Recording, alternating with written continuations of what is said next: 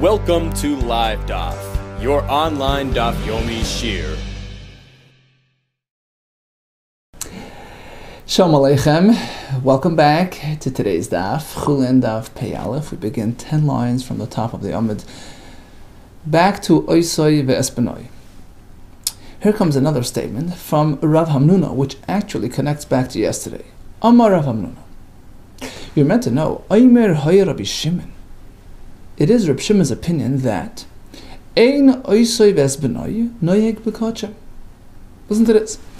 The whole Isser of Oisoi ve'esbenoi does not apply to carbon animals. Why? So basically, on a regular, ordinary animal, one must ensure that the shechita on the animal takes place a day apart from the shechita of its offspring. But that prohibition does not apply to karbanos. Why are karbanos different? Listen to this, my time. You know why? Kiv and the Amar Rabbi Shimon. So we learned this yesterday. Rabbi Shimon tells us, shechita she'eina ru'uya, unless a shechita has the ability to render the animal, the flesh, as edible material, to permit the basar, right? So only an edible shechita, so to speak, is considered, is reckoned as a shechita regarding all these halachas, regarding oisei ve'esbenoi, etc. But a shechita she'eina ru'uya, a shechita which is inedible, which doesn't affect edibility on the basar, lo yishmoi shechita, is not regarded as shechita. Likewise, every shechita of every carbon is inhibited, is a diminished shechita, because it doesn't affect instant edibility. You have to wait until, later on when you do the zrika of the dam on the mizbeach. So technically the shechita per se, as a standalone experience, does not affect heter achila, does not make it edible. And therefore it's not considered a valid shechita with respect to the subject of oisei ve'esbenoi.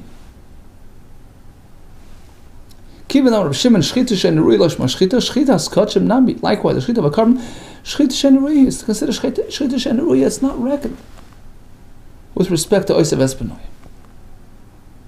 So it wasn't shechted, and therefore you can shech the offspring on the same day, which is an interesting chiddush, as we pointed out yesterday, because technically the shechita will eventually affect edibility. You just have to wait patiently until the zrika happens. It's like phase 1, which will eventually conclude with phase 2, phase 3. Eventually, the zrika will complete the process. But his chiddush is, and Rav is going to challenge it. His chiddush is that no, since there's no instant edibility, it's not reckoned. And Masav Rav, I have a question from a brisa where it seems otherwise. Even according to Rav Shimon, you have to count it as a shechita regarding oisei ve'esbenoi. Masav Rav. Here's a brisa. Oisei ve'esbenoi. So you have a animal with his offspring, and he did shechita on both kachim b'chutz. They both happen to be carbon materials, and he did it outside the Beis Hamikdash. Rav Shimon himself is speaking here. He says, for the first one there was kares, full-fledged liability because he did the carbon outside. He shouldn't have.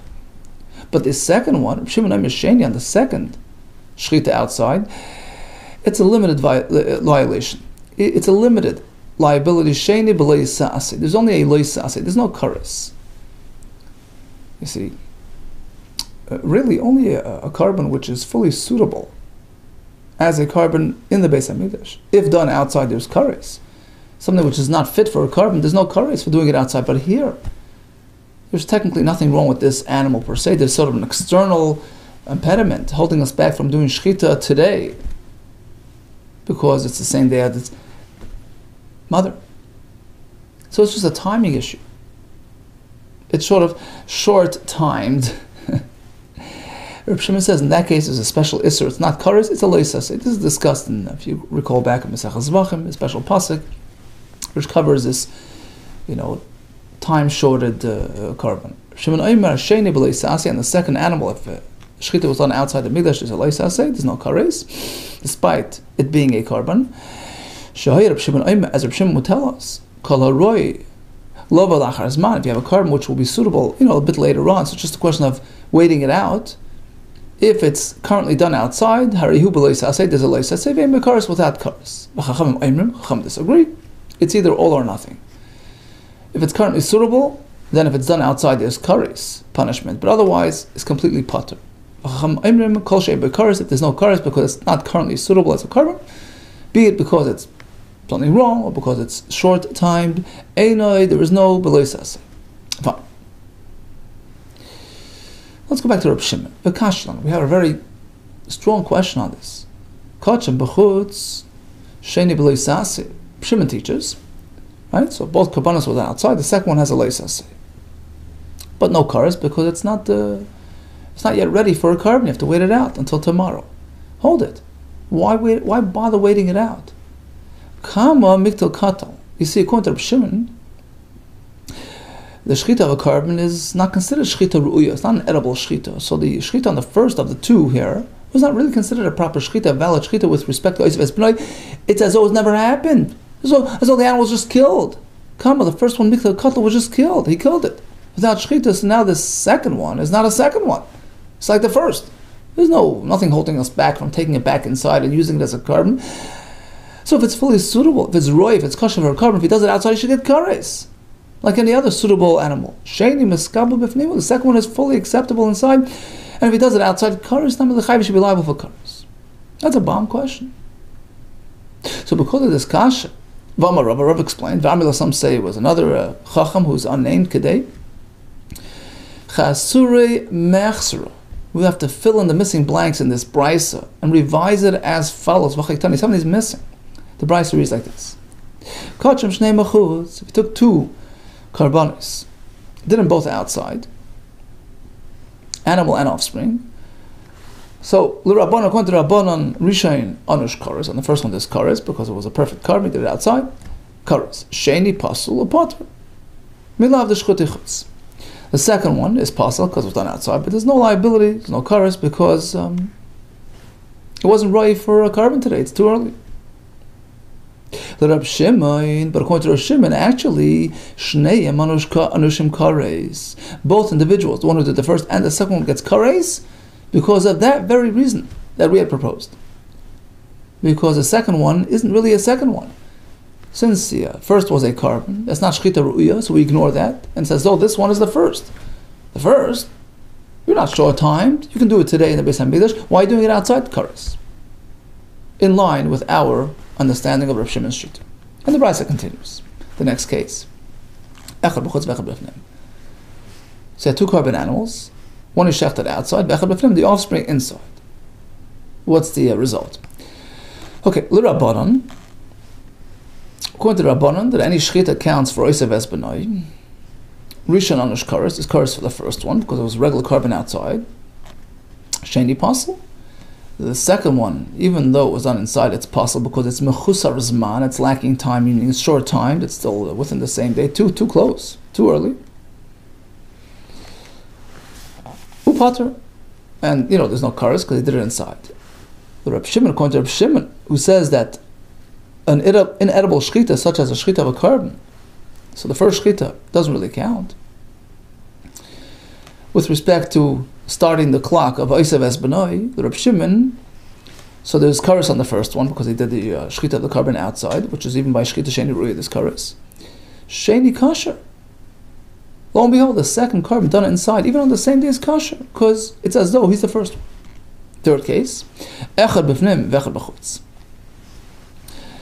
He took the pair of karbanos, did the first one inside the mikdash, second one outside. L'Rabbanan, rishon kasher or potter. According to Rabbanan, the first one is okay, perfect carbon, a carbon inside, but better do you get than that. Sheni pasul or potter. Regarding the second one, which was on outside, it's pasul because it's shechut echut, a carbon outside. Upater, but he's potter. There's no kares because it was short-timed, it was premature, within the same day as the mother, so it's not roy for a carbon, there's no liability. Well, the Reb Shimon, Sheni b'leisaseh, and Reb Shimon, the second one is a leisaseh. Why? Because, as we explained before, even though it's still premature, it's still too early, but the factor is sort of external, it's just a timing factor, nothing inherently wrong with the animal itself, so in this case, if he does it outside the Beis HaMikdash, there's no kares, but there's a lav. Okay, so Rava presented a brisa as a kasha, revised it. Now we have three cases in the brisa. We're going to focus on that third case, the most recent case.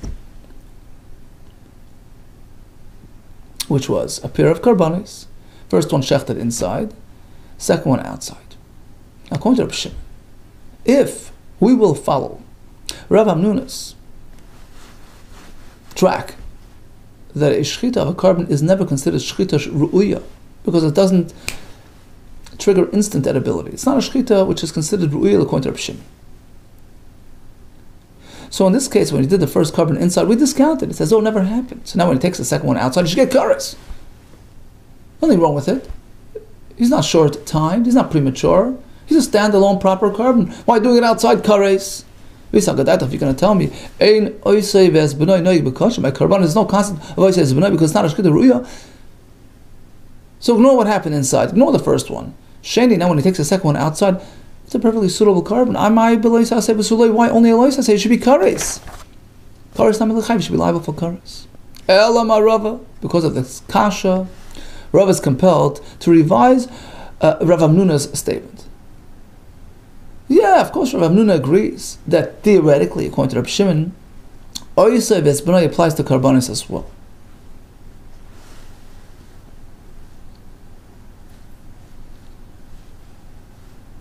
Provided the zrika happened as well. So let's say he did shechita on a carbon, and he actually proceeded to the zrika. Now, it triggered edibility. That stamps it as a proper shechita. It sort of completes the shechita process. It is now regarded as shechita ru'uya going forward. And now, if he shechts the offspring within the same day, he's liable.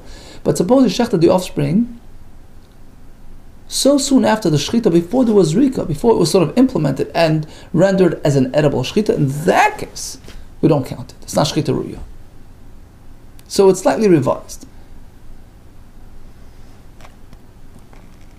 Elama Rava. Hachikam. Rav Hamnuna. Rav Hamnuna meant as follows. It depends on the situation. Sometimes the shechita of a carbon is shechita ru'uya, sometimes not. Depends if you had the zrika as well. Ein malchus oisei ves benai neig bekachim. You can't give malchus when a person did the shechita of oisei ves benai by karbanis. Why? Because malchus requires a warning, a prior warning. You have to tell him, look, you're going to do this, you're going to get malchus. Well, you can't do that so early in the process when it's still unknown whether he'll complete the edibility process and bring it to zrika. Right? Kivan the kamadalei zarek dam. Since prior to doing the zrika, to completing the process, to making the food edible, loy mishturi basa, the basa will not become mutter. So the shechita per se is not a shechita ru'uya only unless it gets to the point of zrika. So now at this early point in the process, bidlan the koshachal, when the fellow does the shechita, have asra safek. It's a sort of an uncertain warning.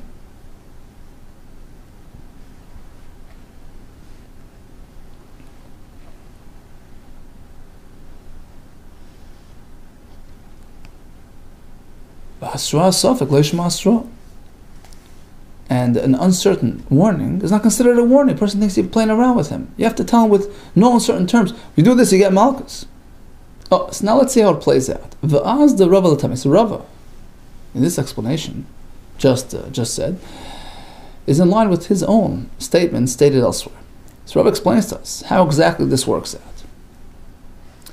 And according to the shita of Reb Shimon, that we need a shechita ru'uya to trigger the isser of oisei ves benai. Rava explains to us.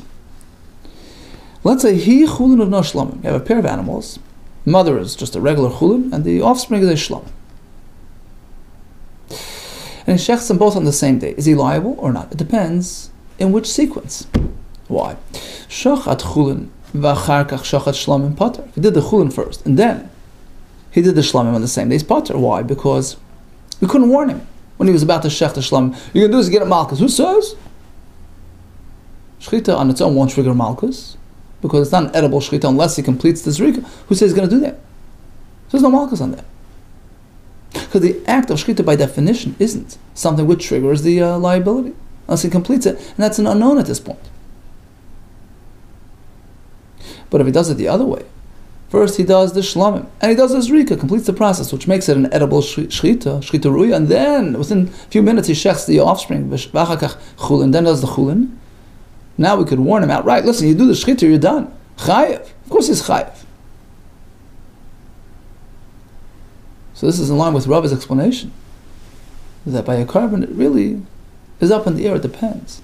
The shechita per se isn't really going to be counted in unless it's completed with this rika. V'amar Rava comes another halacha regarding a chulin carbon sequence. V'amar Rava, he chulin uvna oila. You have the mother animal, which is chulin, the offspring is an oila. In this case, in either sequence, he's pater. It goes without saying, shachat chulin v'achach shachat oila, the pater. If he does the chulin first, and then he does the oila, of course he's pater, as we explained before, because the shechita of the oila per se is not an edible shechita before this rika. Turn Talmud Beis. Ela afilu shachat oila v'achach shachat chulin. Even if he starts with the oila and does this rika, done, shechita ru'ya, and then he goes to the chulin, he is pater. You know why? Because it has to be an edible shechita. Edible means to human beings. For human consumption, an oila is meant for mizbeach consumption. It doesn't count as shechita ru'ya.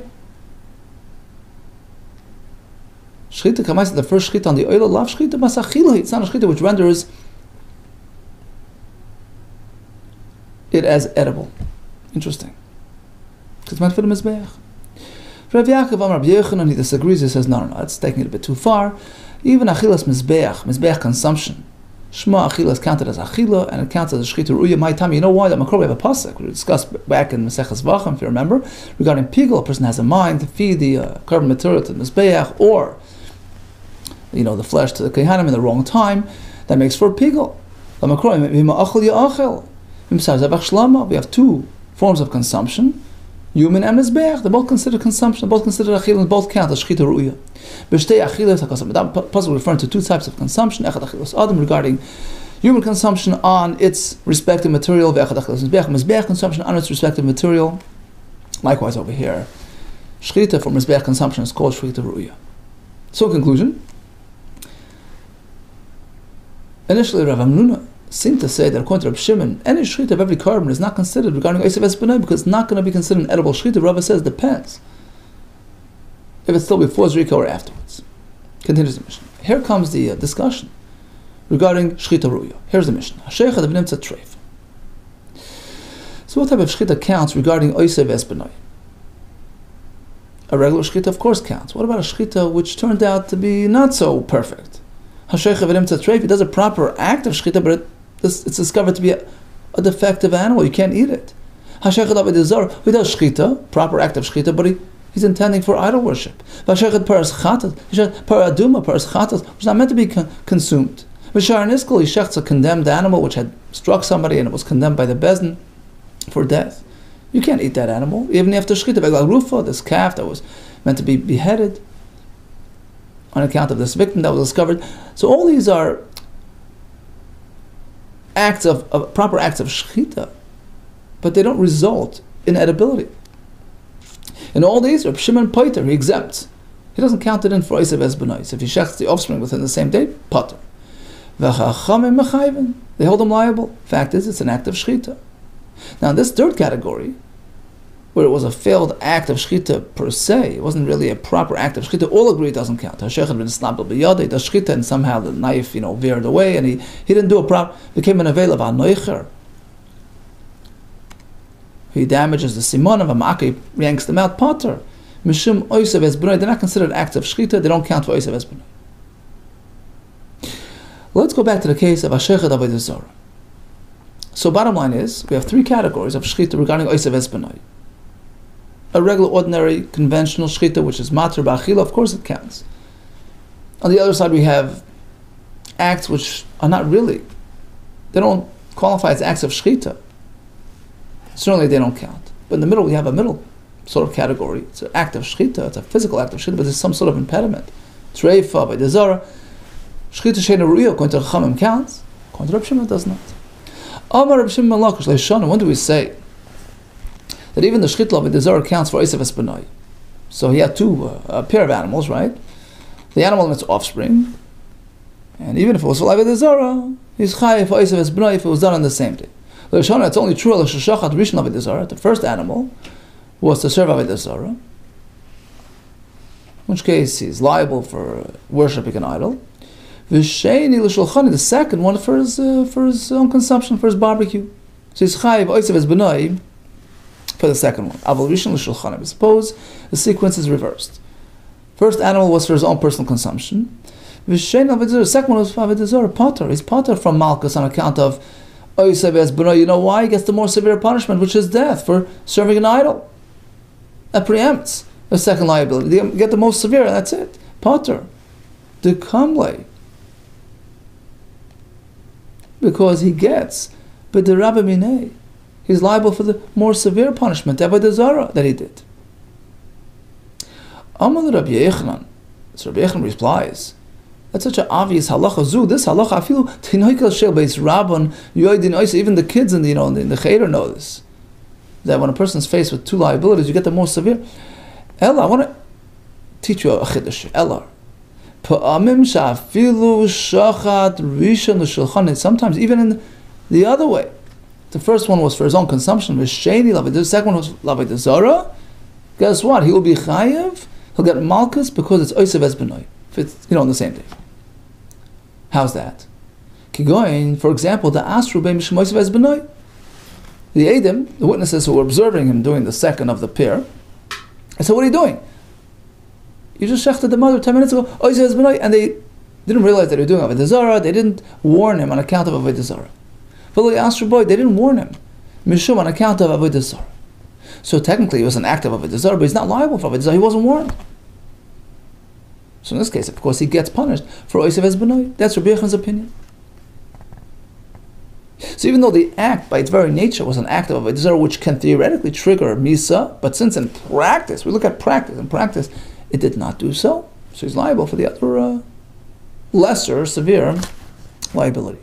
Reb Shimon Lakish Amar, he disagrees. He says we look at the actual act itself. By definition, it's an act of avodah zarah which can trigger misa that preempts any other liability from arriving. Reb Shimon Lakish Amar, Kivan dechi ashrbe pater. If they would have warned them that this is an act of idol worship, which would trigger, in which case it would trigger death liability, of course he would be potter from the lesser liability, which is malchus on account of oisav es benoi. So even if they failed to warn him, doesn't matter. Ki lo asru bei, even though they didn't warn him, and he's not going to be liable for avodah zarah. Nami potter is potter from oisav es benoi because the act, by definition, was an act of avodah zarah, and that knocks everything else out. We have the same machlokes stated elsewhere. According to Rabbi Yechanan, we look at the sort of practical side of it, and according to Shimon Lakish, we look at the theoretical side of it. Va'azu tamai, they both conform to their respective opinions. Stated elsewhere, the Chiasa Rav Dimi, when he came Amma, he quoted as follows: Chayav misa shogigin, one transgressed an isur, which can trigger a death penalty, but he did it b'shogig, unknowingly. So again, in practice, he will not get punished. But in theory, in concept, this is an act of misa. Or b'chayav malchus shogigin, he did an act which triggers malchus, but he did it inadvertently. There's no malchus in practice. V'davarach. Now it was accompanied by some sort of financial liability. He did the same ma'isa, which, a chilul Shabbos, which, damaged somebody's property. So it's a lesser liability, it's only financial. Does it get triggered in this case? So if you would get misa, of course you would be exempt from financial liability. It's a less severe liability. But in this case, there was no misa, there was no malchus because it was b'shogig. Will that activate the financial liability or not? Same machlokes as we had before. Rabbi Yechanan Amar Chayiv, yes, because in practice there's no misa. Reish Lakish Amar Omer Chayiv. Reish Lakish Omer Potter is exempt because this very act is an act that can trigger misa. It preempts any other liabilities. Rabbi Yechanan Omer Chayiv. He wasn't warned for the misa. He won't get misa. He won't get malchus. So why not pull out your checkbook and pay for it? Reish Lakish Omer Potter dechivan dechi asru Potter. Since if he would have been warned on the most severe, he would have gotten the most severe and would be exempt from financial. Kiloi asru dami Potter. Even if he failed to warn him, and in practice he won't get that, but will be Potter from the financial. Now, why repeat the same discussion over and over again? We have it over there by misa vis-a-vis payment, and we have it over here regarding avodah zarah, which is misa vis-a-vis malchus of the oisav es benoi. In both cases, we seem to have the same exact machlokes. Is it about practical? Is it about theoretical? It's richa. There is a need to discuss both cases. Each one highlights another aspect of their opinions. Di Ashmin and Baha. If we only discuss our sugya today, that it was an act of avodah zarah and that preempts malchus. Baha Ka'ar Shimon Lakish. Perhaps over here Rish Lakish says that there's no malchus because they're both bodily punishments. The punishment of avodah zarah is bodily, and likewise the malchus of avodah zarah. So they both, they knock each other out. Aval Baha, but in the case of the misa with the payment, so one is body, one is pocket. Perhaps he would agree to Rabbi Yochanan if there's no bodily punishments, so hit him on the pocket. It's unrelated. It's two separate, types. On the other hand, if we only discuss the case of the body and the pocket, perhaps over there Rabbi Yochanan would say, okay, if there's no body, open the pocket. But in our story, with avodah zarah and malchus, they're both bodily issues. Both punishments on the guf. Perhaps he would agree to Rish Lakish that they're mutually exclusive. That's why we discuss both cases. No, they both stick to their position in both cases. According to Rish Lakish, it's about the definition of the experience. If by definition this experience triggers a more severe punishment, it exempts everything else. Even though in practice he's not getting that severe punishment, it's all a matter of what's happening in practice. And if in practice he's not getting the misa or the malchus, the more severe, he gets the lighter punishment. Okay, we'll continue this from tomorrow. In a nutshell, we learned about shchita she'ein ruya according to Reb Shimon, which is ein shchita. So we have three categories of shchita. Proper shchita, of course, triggers oisev es benai. An improper act of shchita does not. What about a proper shchita which didn't render the food edible? According to Rabbanan, it does count. According to Reb Shimon, it does not. What about shchita of kachim? So according to Rabba's explanation, it's really pending upon the completion of the zrika, which renders it shchita ru'uya. And we had a machlekes Rish Lakish and Rabbi Yochanan regarding the parameters of kimlei b'derabbanan. All the best, do not tzlacha rabbah.